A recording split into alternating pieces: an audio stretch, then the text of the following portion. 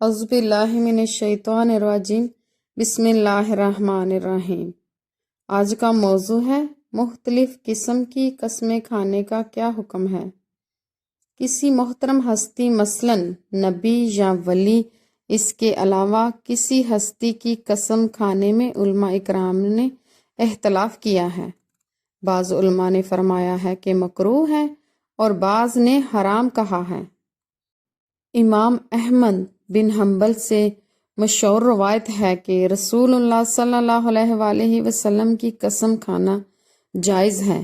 اس قسم کی مخالفت سے انسان خانس ہو جائے گا، کیونکہ رسول اللہ صلی اللہ علیہ وآلہ وسلم پر ایمان لانا کلمہ طیبہ کے 2 رکنوں میں سے ایک رکن ہے۔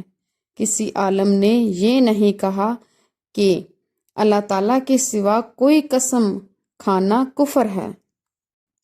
ہاں، اگر قسم کھانے والے کا یہ ارادہ ہے کہ جس کی وہ قسم کھا رہا ہے اس کی تعظیم اللہ تعالیٰ کی تعظیم کی طرح کرتا ہے تو وہ ضرور کفر ہے، لیکن کوئی مسلمان ایسا ارادہ نہیں کرتا۔ حدیث شریف میں آیا ہے کہ جس نے غیر اللہ کی قسم کھائی اس نے شرک کیا، تو اس کا یہی مطلب ہے کہ اللہ تعالیٰ کی طرح تعظیم کا ارادہ کرے تو وہ شرک ہے۔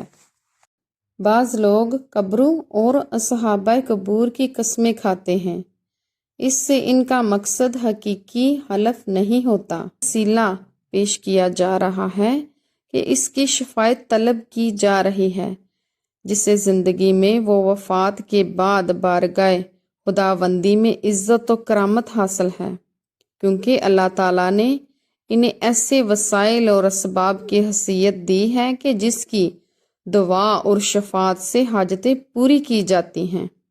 جیسے کوئی شخص یہ کہے کہ میں تجھے قسم دیتا ہوں کہ فلاں کی قسم دیتا ہوں، اس قبر والے کی قسم دیتا ہوں، ایسے ہی دوسرے الفاظ میں جو شرک اور کفر تو کنجا حرام تک نہیں پہنچاتے۔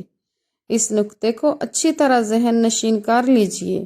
مسلمان کو کفار اور مشرک قرار دے کر ہلاکتوں میں واضح ہونے سے گریز کیجئے، اور خاص طور پر جھوٹی قسم کھانے سے، کیونکہ جھوٹی قسم کھانے والے کو اللہ اور اس کا رسول پسند نہیں فرماتے، اور جھوٹی قسمیں گھروں کو اجاڑ دیتی ہیں۔ اور خاص طور پر بچوں کے سامنے کوئی ایسا عمل نہیں ہونا چاہیے، کیونکہ وہی ہمارا اثاثہ ہے۔